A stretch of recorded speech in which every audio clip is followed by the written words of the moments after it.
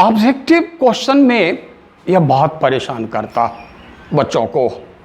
NCERT की किताब में भी जाओगे तो अब आगे जो एक्सरसाइज होगा वहाँ कोफैक्टर्स वाले, वहाँ ये चीज़ है।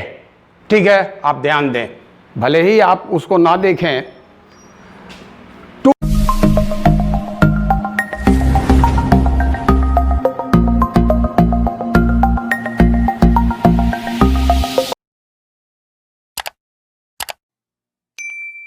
वेलकम स्टूडेंट्स, आप लोग प्रॉब्लम्स बना रहे होंगे। ठीक है, आज हम आगे कुछ बताने जा रहे हैं, जैसे सिंगुलर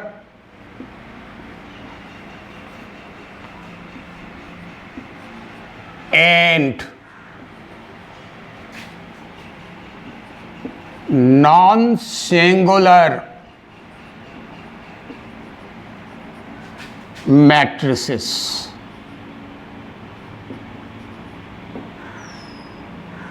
ठीक है, ये singular and non singular matrices, इसके आवश्यकता आपको जब मैं inverse of A square matrix निकालने को जाऊंगा तो वहाँ होगी। साथ ही साथ इस पे बहुत सारे ऑब्जेक्टिव क्वेश्चंस भी बनते कि singular and non singular matrices. अब आप कहोगे सर आप मैट्रिक्स में चले गए। देखो, पहले ही मैंने कहा आपसे कि मैट्रिक्स में कुछ जैसे singular matrix, non singular matrix या इन्वर्स जो भी हम पढ़ने जाएंगे वहाँ करस्पॉन्डिंग डिटर्मिनेंट के वैल्यू से मेरा संबंध होगा, उस पर बहुत सारी बात निर्भर किया करता। ठीक है, तो आज हम लोग singular and non singular matrices determinant में ही है। ठीक है, देखो अब ये क्या चीज़ है। सपोज करो कि मैंने आपके सामने ऑन द बोर्ड ये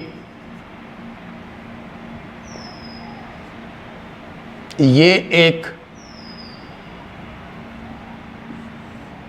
मैट्रिक्स, स्क्वायर मैट्रिक्स दिया। एक स्क्वायर मैट्रिक्स है ऑर्डर 2 का। Now we are going to discuss about the value of its corresponding determinants. तो सी हियर,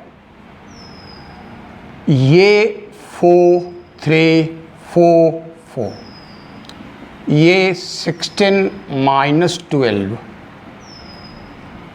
ये क्या हो जाएगा 4।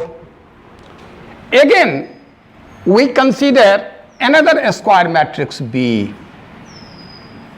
such as 6 4 3 2। ना डिटर्मिनेंट ऑफ B के बारे में मैं अगर सोचूं तो क्या आता, 6 4 3 2, क्या होगा ये 0। ठीक है, आपने क्या देखा कि A के करस्पॉन्डिंग डिटर्मिनेंट का जो मैंने वैल्यू लिया 4 है, व्हिच इज, ठीक है, और B के करस्पॉन्डिंग डिटर्मिनेंट का जो मैंने वैल्यू लिया क्या आ गया 0। It means according to value of determinant, ये जो स्क्वायर मैट्रिसेस हैं उसको हम 2 भाग में बांट सकते।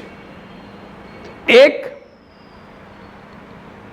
ऐसा स्क्वायर मैट्रिक्स जिसके संगत डिटर्मिनेंट का वैल्यू 0 हो जाता, और दूसरा ऐसा जिसके संगत डिटर्मिनेंट का वैल्यू 0 नहीं होता। अब वहाँ पॉजिटिव हो नेगेटिव हो जो भी हो, हाँ, तो अब सवाल उठ खड़ा होता कि अगर किसी स्क्वायर मैट्रिक्स के करस्पॉन्डिंग डिटर्मिनेंट का वैल्यू 0 हो जाता है तो उसे मैं सिंगुलर मैट्रिक्स के नाम से जानता, और जब नॉन जीरो होता अदर देन 0, ठीक है, तो मैं उसे नॉन सिंगुलर कहता। अर्थात सिंगुलर मैट्रिक्स किसको बोलेंगे? तो ऐसे स्क्वायर मैट्रिक्स को जिसके करस्पॉन्डिंग डिटर्मिनेंट का वैल्यू क्या हो? 0, ठीक है। तो अब हम लोग डेफिनेशन में चलते, ठीक है।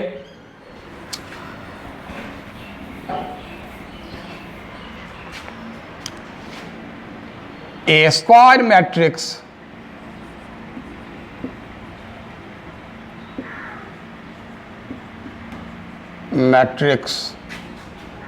A is said to be singular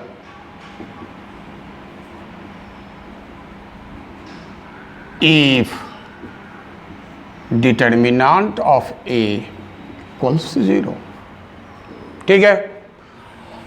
Again, a square matrix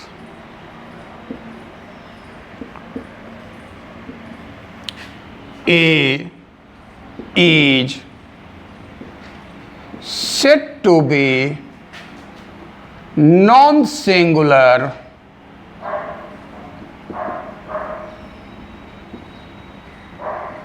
if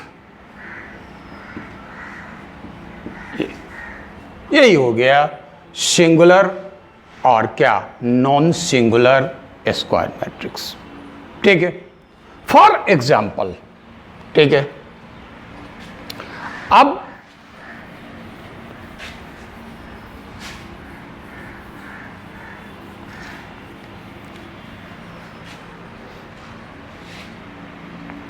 example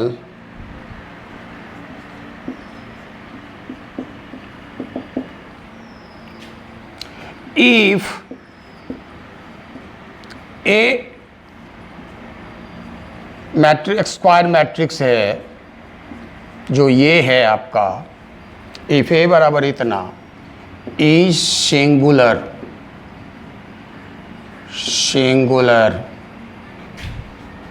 find the value of x belongs to open interval 0 π/2, ठीक है। देख रहे हैं सब आदमी, क्या कहा मैंने? If a equals cos x sin x 1 1 is singular, find the value of x belongs to open interval 0 π/2, ठीक है। यहां we have a क्या है? cos x sin x 1 1, ठीक है। Here determinant of A cos x sin x 1 1, ठीक है। क्या हो जाएगा value? cos x minus sin x होगा। Since A is singular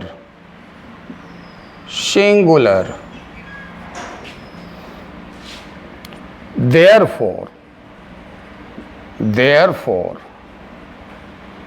determinant of A equals 0 implies कितना हो जाएगा? cos x minus sin x equals 0 implies tan x equals 1, ठीक है। अब आपके सामने ओपन इंटरवल 0 π/2 है, तो definitely there is no question कि x का एक ही मान, केवल एक मान मिलेगा हमें कहाँ? ओपन इंटरवल 0 से π/2 में। देयरफॉर x इक्वल्स π/4 जो बिलोंग करता है 0 से π/2 में। यही आपका क्या हो गया, आंसर हो गया यही। ठीक है, x का मान निकल गया। एक मिनट, इसमें मैं यदि इस इंटरवल को चेंज कर लूं, सपोज करो कि मैं 0 से 2π में आ जाऊं, तब 0 से 2π में दो वैल्यूज हो जाएंगे, क्योंकि 10x बराबर 1 है विच इज पॉजिटिव, तो यहां एक फर्स्ट क्वाड्रेंट में मिलेगा और एक मान थर्ड क्वाड्रेंट में मिलेगा। जैसे आप लोग पढ़े हुए होंगे कि फर्स्ट में अगर alpha pi minus alpha pi plus alpha और 2π minus alpha, M I right? ठीक है, तो अगर मैं यहां ध्यान दोगे इसे ऑब्जेक्टिव क्वेश्चन बना दूं और ये आपसे पूछूं कि ये सिंगुलर है तो x के कितने मान मिलेंगे, कितने वैल्यू मिलेंगे इंटरवल्स 0 2π में, तो वहां एक ही आंसर नहीं होंगे। 0 से 2π में दो वैल्यू आ जाएंगे, तो वहां इंटरेस्टिंग ऑब्जेक्टिव क्वेश्चन बन जाता है। इस सब बात को ध्यान में रखेंगे, क्या कोई दिक्कत?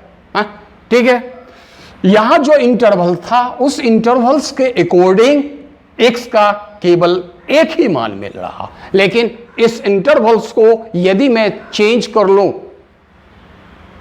तो फिर बात कुछ और होगी। ठीक है,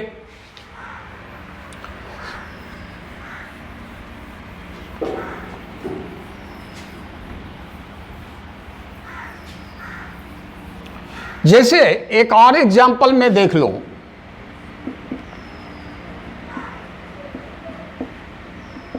ठीक है, फॉर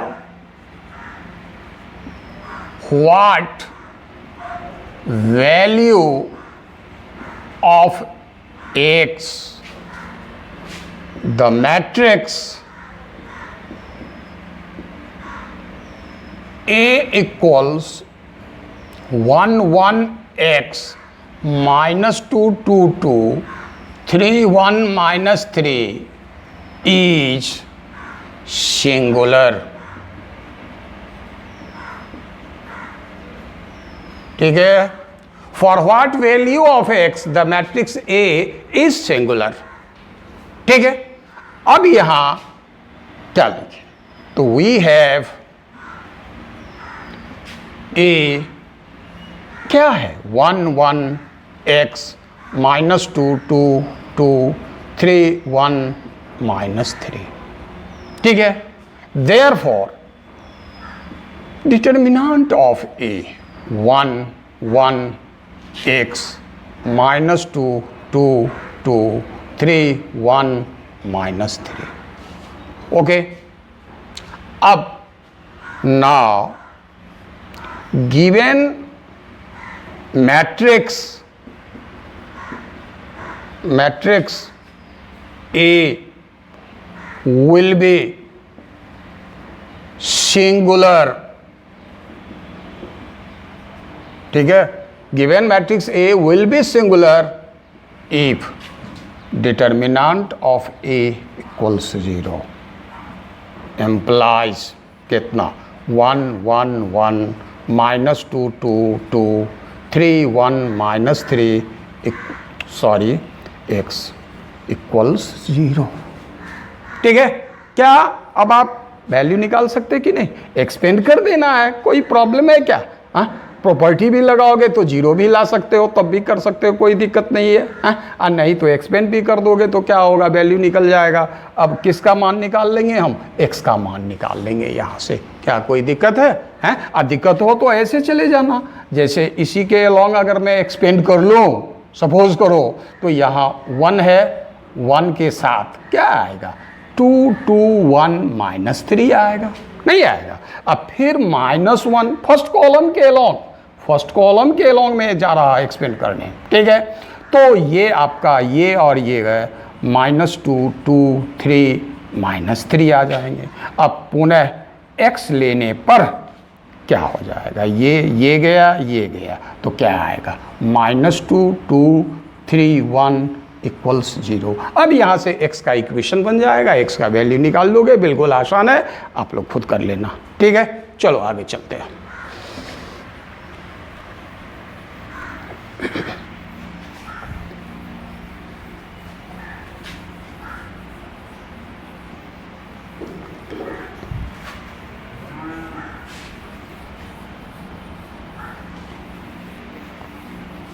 चल, अब ध्यान देंगे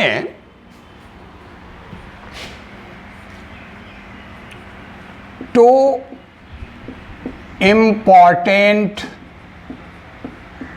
पॉइंट्स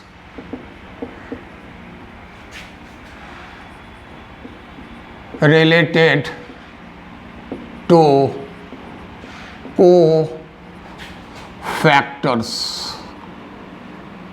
ठीक है, 2 important points related to cofactors. देखो, ऑब्जेक्टिव क्वेश्चन में यह बहुत परेशान करता बच्चों को। एनसीईआरटी की किताब में भी जाओगे तो अब आगे जो एक्सरसाइज होगा वहाँ कोफैक्टर्स वाले, वहाँ ये चीज़ है। ठीक है, आप ध्यान दें, भले ही आप उसको ना देखें। 2 important points related to cofactors. ठीक है, देखो ये बड़ा सिंपल है। आप मान लो लेट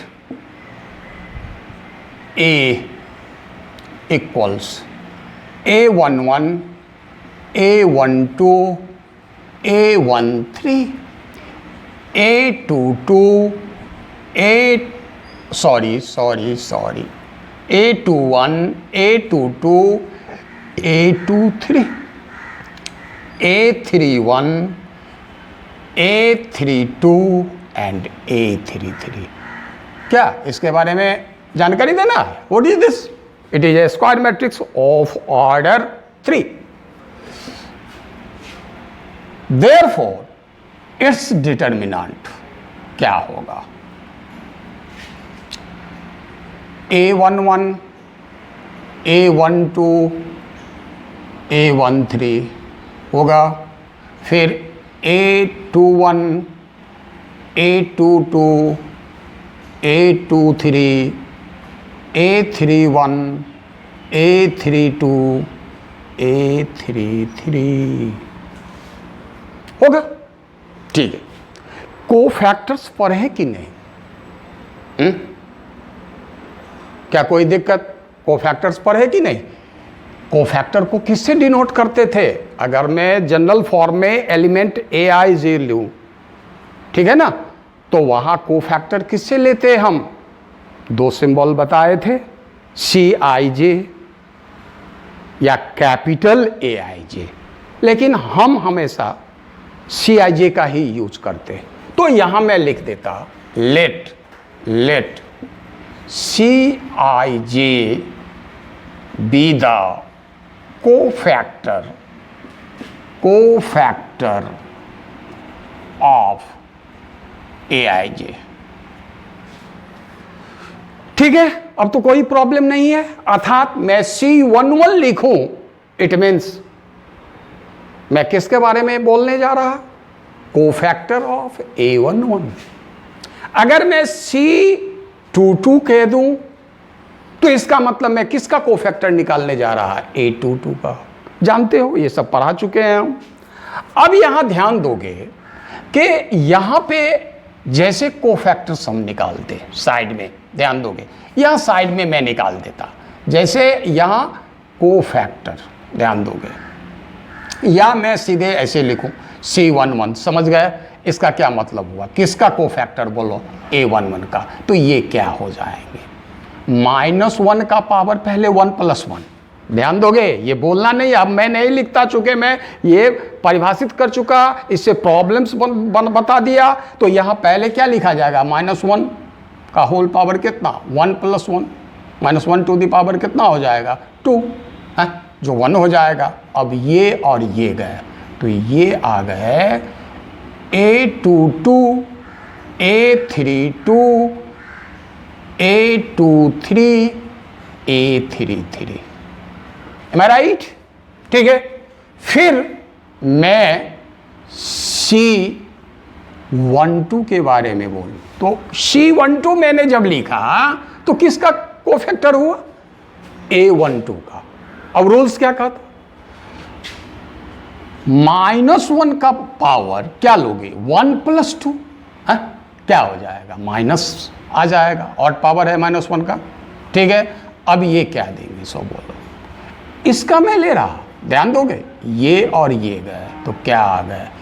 A21 A31, ठीक है, A23 A33, ठीक है, कोई प्रॉब्लम?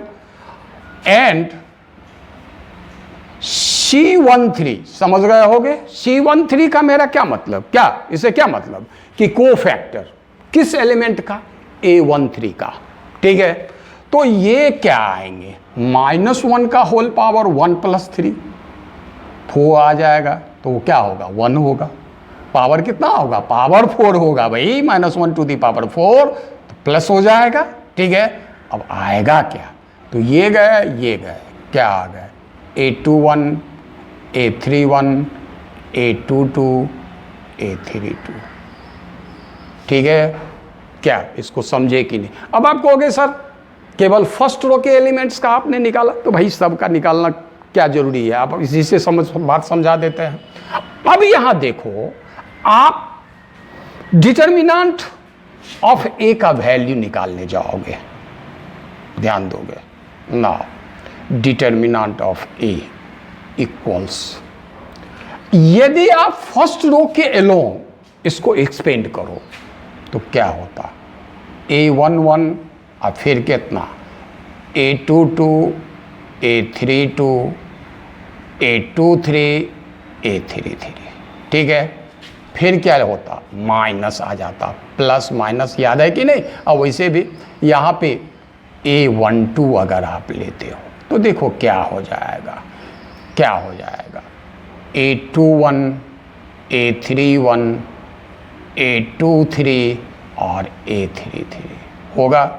अब प्लस A13 अगर आप लेते हो, प्लस होगा, क्या आ जाएगा? A21 A31 A22 A32। ठीक है, अब आप देखो, इत्मीनान से देखो यार, यहां में डिटर्मिनेंट ऑफ ए इक्वल्स, देखो A11 तो एलिमेंट है फर्स्ट रो का, देख रहे हो?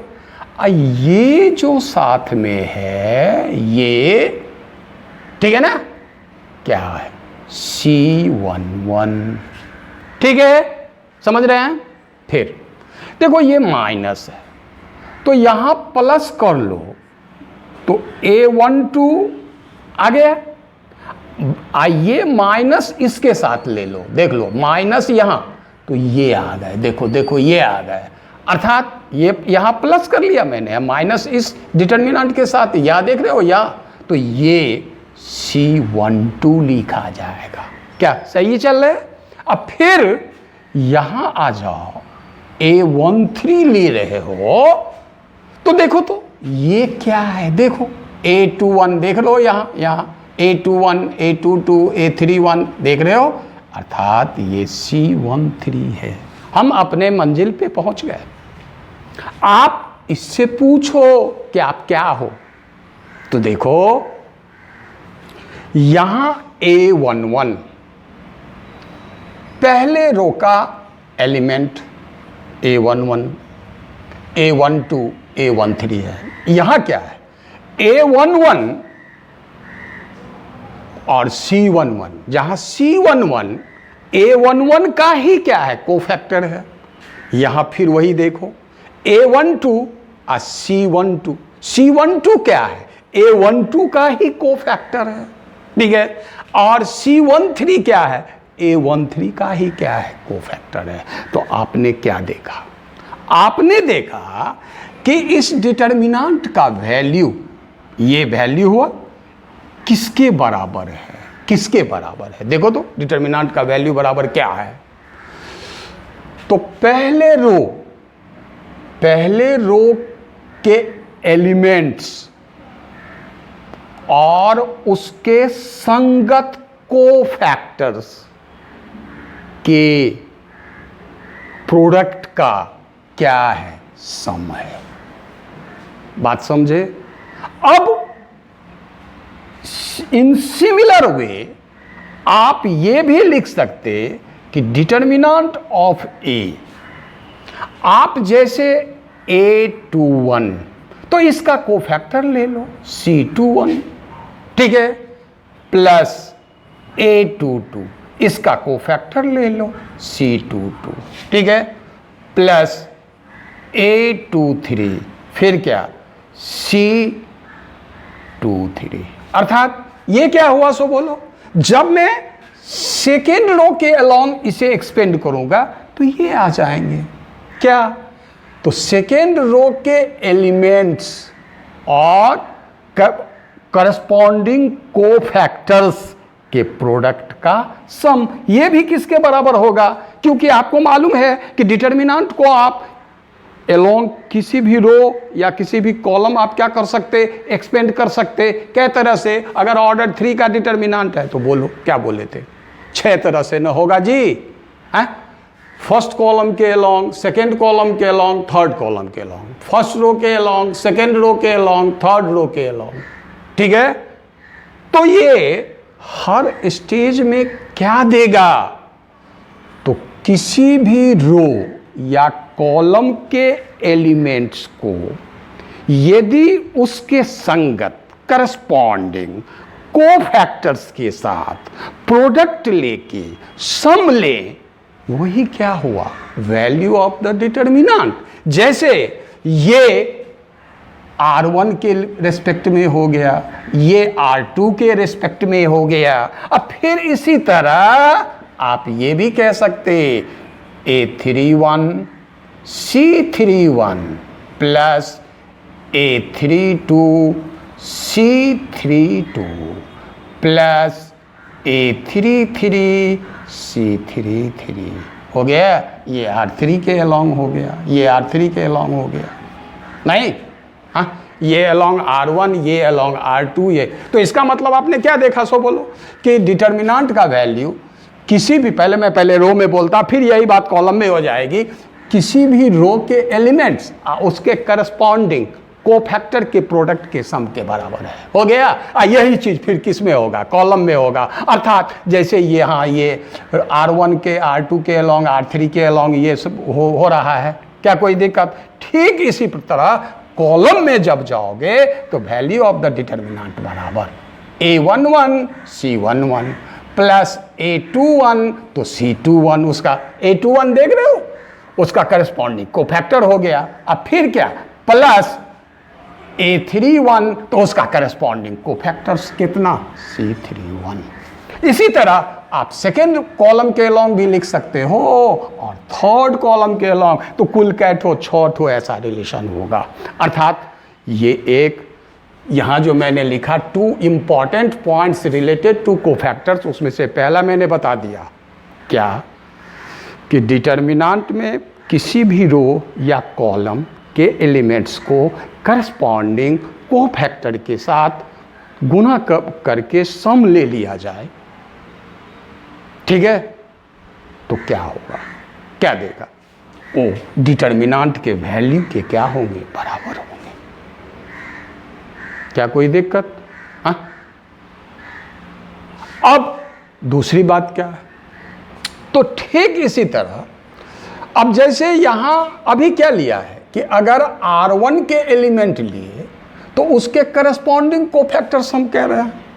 अब देखो, अब क्या होगा कि यदि मैं, अब ये दूसरा पॉइंट में चल रहा, ध्यान दोगे, अगर मैं A11 लिया, ठीक है, ये एक पॉइंट हो गया, ये चीज ध्यान में रखोगे।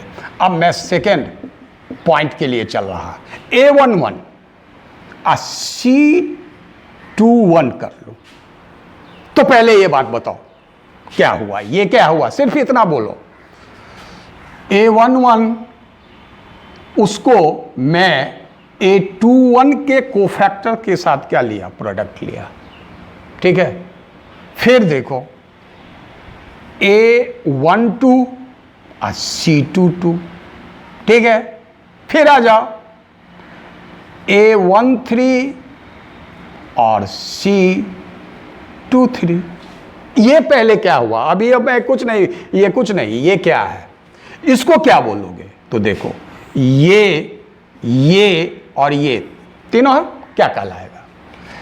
पहले रो के एलिमेंट्स को, ध्यान से सुनोगे, पहले रो के एलिमेंट्स को दूसरे रो के एलिमेंट्स के जो कोफैक्टर्स हैं, जैसे C21 means cofactor of A21, C22 means cofactor of A22। ठीक है, और A23 means cofactor of C23 means cofactor of A23। नहीं समझा?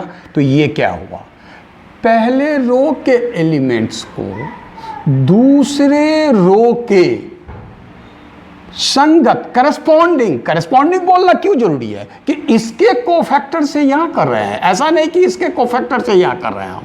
करस्पॉन्डिंग, देख रहे हो, पहले रो के एलिमेंट्स को दूसरे रो के एलिमेंट्स के करस्पॉन्डिंग, ध्यान दे रहे हो, कोफैक्टर, ध्यान दे रहे हो, दूसरे के साथ अगर प्रोडक्ट लेके हम सम लेंगे ना, तो ये 0 के बराबर हो जाएंगे। ठीक है, ठीक इसी प्रकार यदि तुम A11 ले लिए और C31 ले लिए, फिर A12 ले लिए और C32, फिर प्लस A13 ले लिए और C33, ये भी 0 होगा। ये क्या हुआ, तो फर्स्ट रो के एलिमेंट्स जो हैं उसको थर्ड रो में जो एलिमेंट्स हैं उसके संगत जो कोफैक्टर्स होंगे, ध्यान दे रहे हो, जैसे इसका कोफैक्टर इसके साथ गुना किया, फिर इसके कोफैक्टर से इसको गुना किया, फिर इसके कोफैक्टर से इसको गुना किया और उसका सम लिया, तो 0 हो गया। तो अब बोलो इस तरह क्या, इसी तरह अगर आप ये R2 के एलिमेंट्स ले लो, ध्यान दे रहे हो, किसका एलिमेंट ले लो, सो बोलो R2 का एलिमेंट्स ले लो, और कोफैक्टर्स, संगत कोफैक्टर्स या तो R1 के एलिमेंट्स का ले लो या R3 के एलिमेंट्स का ले लो, फिर इसी तरह से आएगा। तो देखो यहां मैं क्या कहने जा रहा, ये पार्ट पहला जो है ये कह रहा कि डिटर्मिनेंट में किसी भी, अगर किसी डिटर्मिनेंट में हैं हम, तो उसके किसी भी रो या कॉलम के एलिमेंट्स को करस्पॉन्डिंग कोफैक्टर के साथ, उसके करस्पॉन्डिंग कोफैक्टर के साथ प्रोडक्ट लेके अगर हम सम लें तो वो वैल्यू ऑफ क्या देगा, डिटर्मिनेंट देगा, चाहे रो में ले या कॉलम में ले। ठीक है, और ये क्या कह रहा, सो बोलो कि यदि मैं किसी रो या कॉलम, तो पहले एक चीज में बोल लो, रो में अगर मैं पहला रो लिया उसको सेकेंड रो या थर्ड रो के एलिमेंट के संगत कोफैक्टर से मल्टीप्लाई करके सम लिया, तो वो क्या हो जाएगा, 0 के बराबर हो जाएगा। तो यहाँ पर 6 रिलेशंस आएंगे, यहाँ 6 आएंगे, ये जैसे 3 रो के अलॉन्ग 3 कॉलम के अलॉन्ग, और यहाँ पर एक रो के लिए 2 बन गया, दूसरे रो के लिए तो कैठो रो है 3, तो कुल कितना बन जाएगा, 6। ठीक उसी तरह कॉलम में अगर आओगे, जैसे मान लो यहाँ मैं A11 ले लूँ और C12 ले लूँ, प्लस A21 ले लूँ और C22 ले लूँ, ठीक है, प्लस A13 ले लूँ और A11 लिया और इसका कोफैक्टर लिया C12, फिर क्या A21 एलिमेंट लिया और इसका कोफैक्टर लिया, अब फिर मैं A31 ले लूँ और इसका कोफैक्टर ले लूँ, मतलब C32। तो ये क्या होगा, ये A है, बराबर क्या होगा, 0 होगा। तो यहाँ मैंने क्या किया, सो बोलो कि पहले कॉलम के एलिमेंट्स लिए और दूसरे कॉलम के लिए जो कोफैक्टर्स है करस्पॉन्डिंग, उसका प्रोडक्ट लिया, उसका सम फिर क्या हो गया 0। तो इस तरह से ये दो चीज़ें याद रखना है। क्या सब, फिर मैं एक बार बोल देता, ध्यान से सुन लें। डिटर्मिनांट, किसी भी डिटर्मिनांट का वैल्यू उसके किसी भी रो या कॉलम के एलिमेंट्स और उसके करस्पॉन्डिंग कोफैक्टर्स के प्रोडक्ट के सम के बराबर होते। ठीक है। उसके बाद डिटर्मिनांट में अगर किसी भी रो या कॉलम के एलिमेंट्स को अदर रो में हो तो अदर रो, और कॉलम में हो तो अदर कॉलम के करस्पॉन्डिंग एलिमेंट्स के कोफैक्टर के साथ अगर प्रोडक्ट लेके मैं सम लूँ तो वैल्यू क्या होगा 0 होगा। ये दो चीज़ें आप ध्यान में रखेंगे। कुल यहाँ ये ऑर्डर 3 के डिटर्मिनांट के लिए यहाँ 18 रिलेशंस बनेंगे।